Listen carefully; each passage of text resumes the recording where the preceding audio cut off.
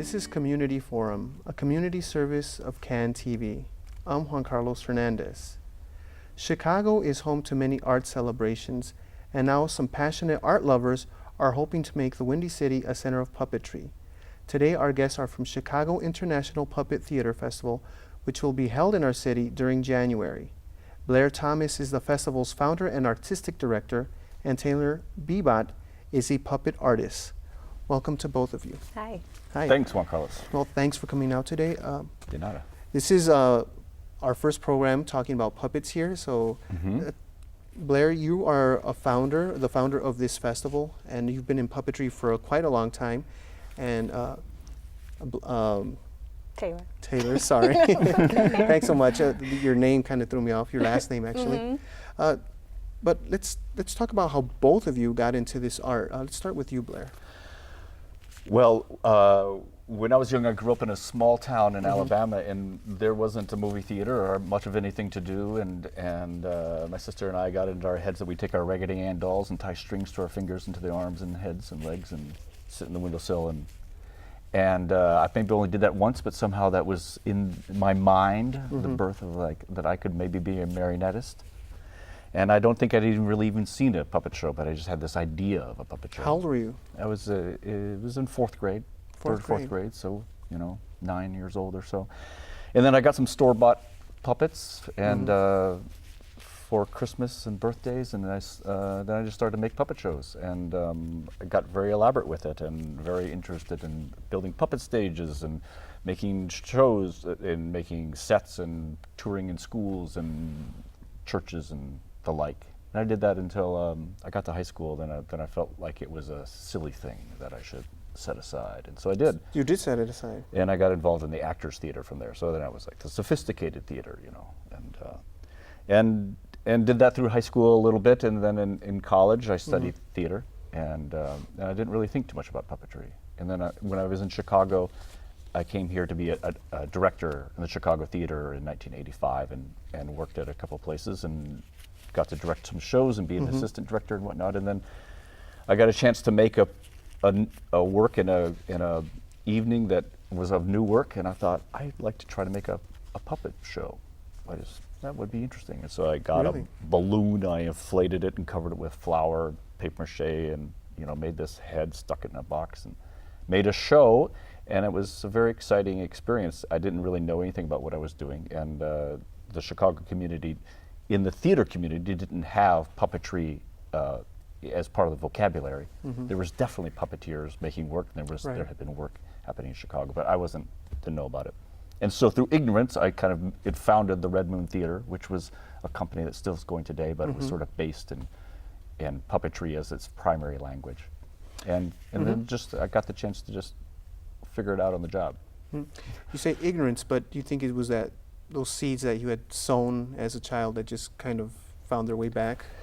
Yeah, I think so. I mean, very much, there's a lot of things that pointed in that direction. There was a lot of influences. One of the primary influences was the Chicago International Theater Festival, which existed in Chicago from the 80s into the 90s, and brought in phenomenal work into the city. And one of the companies that they brought in was called El Comediants from Spain, Barcelona. And they used puppetry as one of their primary pieces of vocabulary. And I did a workshop with them, and I saw their performance, and I had never really seen anything like it. And the workshop was really great, because we met, and they said, okay, everyone, we introduced ourselves and said, okay, here's the story. We're gonna make a show, and we're gonna find puppets out of the trash in the alleys, and we're gonna put it together, and we'll go out in the street and perform it in 2 hours. And I was like, what are you talking about? That doesn't sound like a good idea. But it turned out to be, they showed you how you could do that, just make it happen. And that kind of spirit I brought to the first years of Red Moon. Let's make it happen. And so that was a really kind of exciting and invigorating time. And the opportunity, spontaneity and creativity all at once. Yeah, exactly. Yeah. And so then from there I learned about puppetry by doing it. And really, when you look at it, it's like it was a tool to make theater.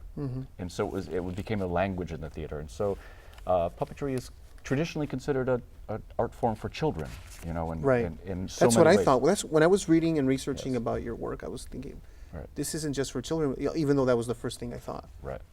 And there's a lot of the work that's being made in what I call the contemporary puppetry movement, which is because of the internet and way communication goes now. The puppetry communities in all the countries that we know about each other's work. It's a small community, and we know. And so are the traditions that in Asia, the shadow puppetry traditions are Japan, the bunraku doll puppet tradition, or the marionette tradition coming out of the Czech Republic, or hand puppet tradition in Europe. These things, they infiltrate all the different practices of the artists. And so now it's an eclectic display of techniques that the puppeteers use. We'll certainly get into more of that. Sure. It's interesting you mentioned the Czech Republic, because when I was there as a student, I saw puppets everywhere, and I wish I had researched it just a bit more and to learn more about that. Taylor, welcome. Hi. We're finally getting to you, but tell us how you became part of this art, and what kept you in it, because it's obviously something that's not just a hobby, but something that's you're passionate about. Yeah, so you know, I started out loving theater when I was a very small kid. I think I would act out Wizard of Oz with my grandma. That's Really? what I would do. And actually, now that I'm thinking about it, I did have, she got me little dolls that we would play. We had a little paper doll house too that we would make, which I hadn't even thought about till this moment. Wow. And then I learned all the lyrics to Les Mis. When I was in high school, I did summer school at Chicago Academy for the Arts one summer. And then the next summer was 2001, and it was the Puppetropolis Festival. That was a city-sponsored puppet festival in the city, and there were incredible performances, and the Julie Taymor exhibit at the Field Museum. Because she does Lion King, right? Yes. And all kinds of other things Right, that a lot of people don't know. And so my teacher from the Academy asked me to be in this workshop with this visiting artist from New York named Bill Huebner, who was in the company of Lion King at the time on Broadway. And so I was one of 5 or 6 teenagers in it, and then there were a bunch of little kids, and we performed The Selfish Giant. And we did it at the And that's Cultural going to Center. be on this year, right? Yeah, it'll be a part of the festival. Yeah, different. That story Right. is adapted Yeah. by my company. Yeah, so I played snow and a tree and the narrator and all kinds of different things, and we had all these little kids who made their own little puppets, but the 5 of us were the leaders of this puppet show. We performed at the Cultural Center and the Field Museum, and working with Bill, it was amazing. And then high school and college, I studied theater. I did some puppetry in college. I think we had one puppet class, and it was Where did you go to college? Oberlin College, where Blair also went. Different times. Different eras. Different area. Okay. And so I did a little there, and then after college, I remembered a show that I saw at Puppetropolis, which was a Red Moon show, and so I became a build shop intern there. And then that fall, I worked with Blair. I understudied at Victory Gardens in The Snow Queen. Right. Yeah, and then Blair asked me to be in a couple Blair Thomas and Company shows, and from after college, from the time I graduated college, and probably a little before that, I started to realize that my voice in theater was better expressed through image and objects and physicality, and so that became, rather than exclusively text. So it was a way for me to express story using a little bit of everything. Before that, I had thought, I want to make theater that uses film and uses objects and uses all these things, and I didn't realize until actually pretty recently that that's puppetry. How did it come about? How did that realization come about? That was puppetry? Yeah. I think part of it is about 3 years ago, I started going to the Eugene O'Neill Theater Center National Puppetry Conference, and that is a week-long, intensive creating and learning week with puppeteers from all over the country and all over the world. And being in that room and going around the room and having people list off all of the different things that they do was amazing, because usually I'm a person in a room who does the biggest variety of things. Right. And being in that room, I realized, oh, all of these puppeteers have a big variety of tools that they use. And so I fit in here. Tools and skills. Yeah, it's like the puppeteer today is like an eclectic artist. We on some level, we do many things. We're musicians, we're writers, we're builders, we're performers. We figure out how to operate the sewing machine. We can figure out how to write the grant. It's just, Wow. and it's requisite for the practice. And it's interesting to hear Taylor talk about how she came to puppetry. It's almost like the notion of artists of serious intent are turning to the field of puppetry because it meets their needs for all the ways in which they look to express themselves. And this has a historic precedence in Chicago. Before World War I, there was a movement called the Little Theater Movement, and there was a company called the Little Theater in the Fine Arts Building on So you're Michigan also a historian. Well, puppeteers know this little fact, is that there was a company that were doing work like Eugene O'Neill and Chekhov and Strindberg. They were taking serious literature and making theater out of it. And one of the directors, Ellen von Volkenburg was her name, decided she wanted to make a puppet show of Midsummer's Night's Dream. She was actually wanted to make several puppet shows, and so she got actors together, and they learned the Shakespeare text, but they learned how to manipulate the puppets, and it took them 9 months to create their first production. They performed it, and she was making the program, and at this point the word puppeteer didn't exist in English language. They called them showmen. They were showmen. They performed Really? sideshows. You had a variety act. It was not an art form that had entered into the same kind of pursuit that the theater arts had. And in many ways, the regional theater that we see everywhere here in the city with over 200 companies did not exist either. So that she's looked at a program and she says, I can't call these people showmen. They're reciting Shakespeare and they're operating puppets. And it's so she was like, well, a muleteer is someone who drives a mule. A puppeteer will be one who drives the puppet. And she coined that term here in Chicago because she was an artist who was looking to make new strides in the field, and she did so. And so I think that tradition is one thing that we want to draw upon. That's less than 100 years ago that started, and we want Chicago to be able to be a place where advancements in the form and the ideas of puppetry can have a home. Okay, and so you create this festival. Right. You found it. All right. So not only do you have to know all these skills of theater and the creation of theater, all the setup and all the work that goes into that, and you even mentioned writing grants. You bet. What drives you to say, I need to put a festival together? Is it insanity?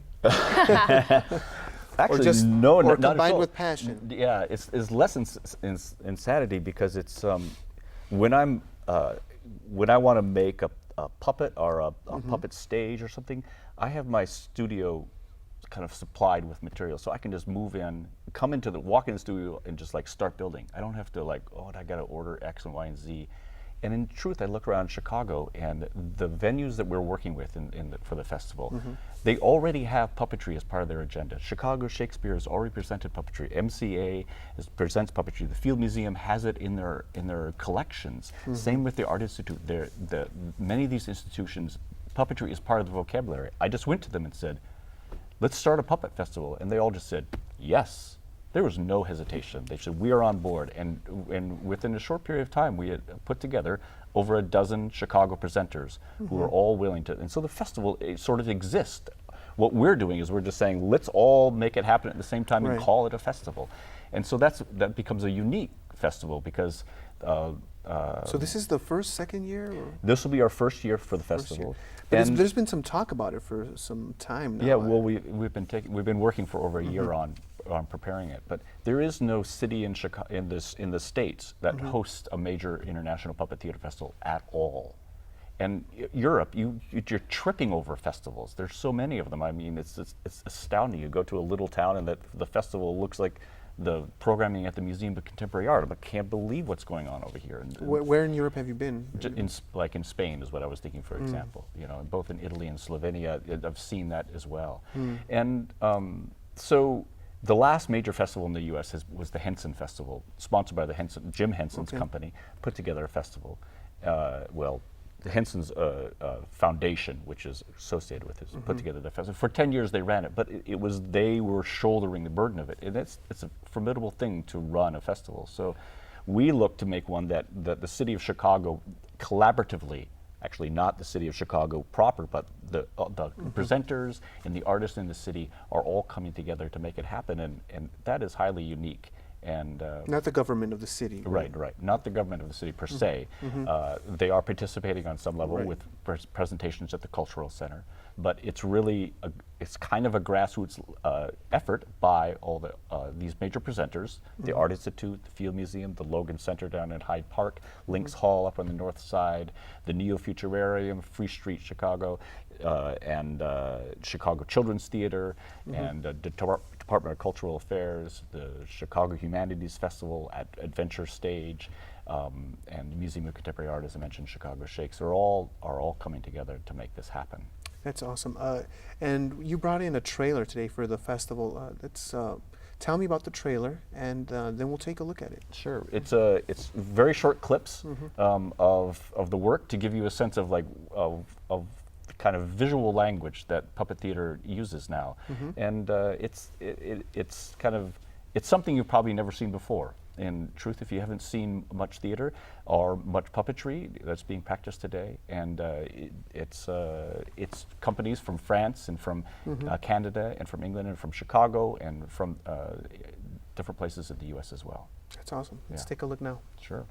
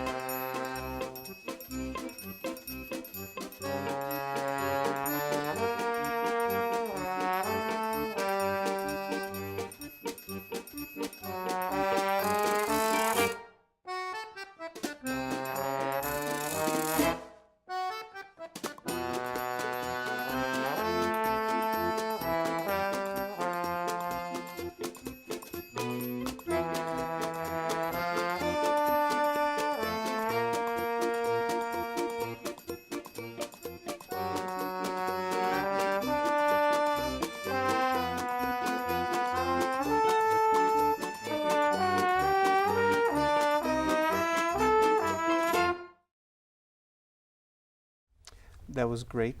Thank you so much for sharing that with us. Sure.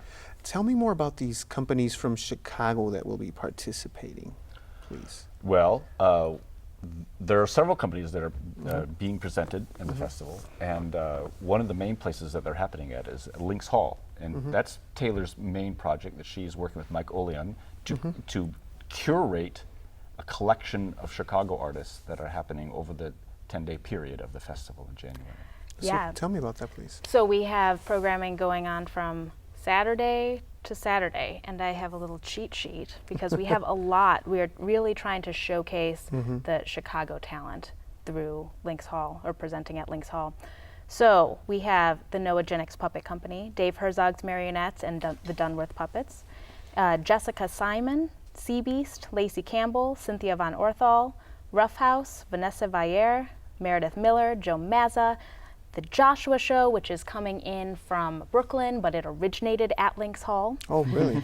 And Michael Montenegro, who's an incredible Chicago artist. And then we're also going to have a late night slam, puppet slam, which is a collection of short pieces on the last Saturday.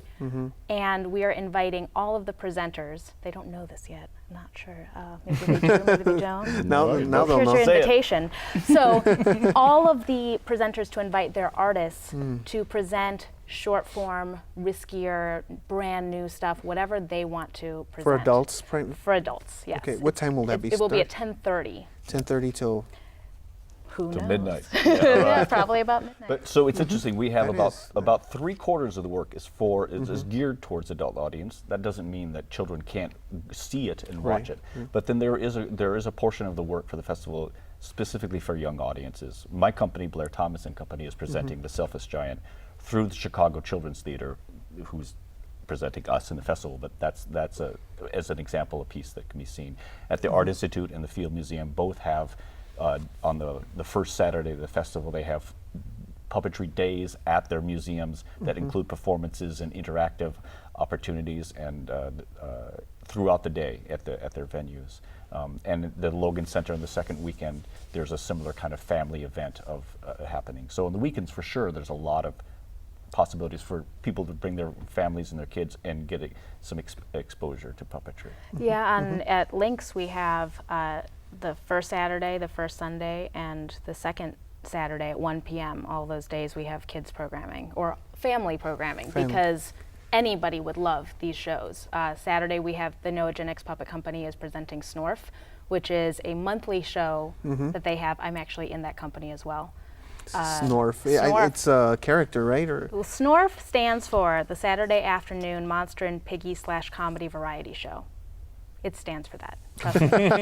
that's a mouthful. Yes, and so they're presenting that on the first Saturday, and then Sunday we have a marionette, and that's mouth puppet or Muppet style puppetry. So people will be familiar with that style. Then on Sunday we have a marionette show that is Dave Herzog and Mark Dunworth. You could use your cheat sheet. Yeah, I'm using my cheat sheet. But also for Chicago artists, one of the main acts is being presented at the Museum of Contemporary Art, which is a new commission work by the stellar company Manual Cinema, who's a local company that creates literally cinema created manually right in front of you using overhead projectors and video projection. But it's all generated by little cutout silhouettes on the overhead projector. Wow. But they have half a dozen projectors, they have live music, and their work is phenomenal. It's like a silent film that's unfolding in front of you.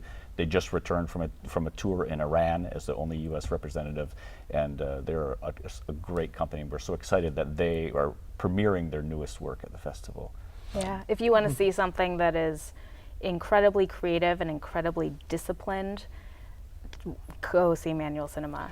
Another thing that's really amazing. exciting for me about the festival is that we have also a symposium on puppetry, the Volkenburg Puppetry Symposium, that is being hosted by the University of Chicago for a 2-day period, and where we'll be bringing professors from the university in related fields like science and literature and other humanities, where we look at like what kind of questions do puppeteers asking that other fields ask as well, like where does life begin or end? For the puppeteer is a similar question, that how does a medical professional ask that same question? And so that kind of mixture to develop the ideas, like bring those people together in the same room, right? Because this is where puppetry can start to, it has the ability to hold sophisticated ideas and advance thought, and so cultural analysis, right? Yeah, because historically puppetry has been both a sacred and a profane tradition, and it was very connected to religious practices for hundreds of years, as well as very, very transgressive in its humor, and as we have witnessed that, and so that. How can we find these different traditions in the field and see it evident in ways? And so the conference symposium is one of those ways in which that can happen, along with just seeing the work. Audiences showing them, seeing the evidence for themselves. Right. So I have to rephrase that question, or reword what I said. Insanity, certainly not. It's certainly passion I'm hearing from both of you. This driving love of an art that I don't think is often considered in more serious ways. You just mentioned the symposium at the University of Chicago. I'm curious as to who will be coming to that, but also you mentioned other companies coming from around the world. Please tell me about both Sure. things. Well, like Stan's Calf is a company that's coming to the Museum of Contemporary Art also, and they're doing a production of it's a theater production that uses puppets, and really it's called I'm sorry. The idea of it is there's these cardinals who are telling a biblical story, and they have a touring puppet stage, and they're traveling around sort of proselytizing, and they find themselves without their puppets on the road, and so they have to figure out how to tell their biblical story without their puppets, as an example. Wow. And that show is called The Cardinals. And our Nick Storr is coming to the Chicago Shakespeare, and he is doing a performance where he essentially takes rocks and stacks the rocks on top of each other, and the audience watches him perform this kind of miraculous feat of creating this tower, this small tower, and so that is stretching the boundaries of what puppetry is. It's a manipulation of an object, and that's the kind of work that Chicago Shakes couldn't bring if there wasn't the context of the festival. Or Laurent Bergeau is coming from France, and he's a sound artist who, on a space as big as this table, creates a little circus of wind-up toys and objects that creates an audio piece. So it's not meant as a narrative that's unfolding as a story, but it's actually something you're listening to, and he's using sound devices to kind of amplify and create the sounds and create a sound score that's live in front of you. Wow. Adventure Stage is presenting that through the Chicago Humanities Festival. So these are examples of we're taking what people consider to be puppetry, and we're redefining that. We're broadening it. We're seeing it as a contemporary art form that has relevance to many different fields and ideas. That's awesome. So in the symposium, you did mention earlier that you'll be having people from other fields coming in. Are there any big experts coming in from out of town to talk? We're almost out of time, so briefly. Well, I actually can't boast of any big experts coming in, but we're bringing in we're really taking the existing faculty at the university and asking them questions. Okay. You know, like it's interesting to bring the medical profession to in the same room. Definitely. With Mark Downs, who's the puppeteer with Blind Summit, who he himself is actually a doctor in his day job, and he's a puppeteer, which is like, I was like, really, your day job is a doctor? It's like, oh, so it's very it's interesting to see what's his relationship to puppets and bringing them alive. You know? Certainly, this is incredibly exciting, and I'm excited to go to some of these shows. So thank you so much for coming out today and sharing just a taste of what this festival will be. Sure. Thank you. Yeah. Community Forum is a community service of CAN TV. If your nonprofit organization would like to work with CAN TV, call 312-738-1400 and ask for nonprofit services. Tune into Community Forum for local issues and concerns every Saturday at 7:30 p.m. on CAN TV 21. I'm Juan Carlos Hernandez. Thank you for joining us.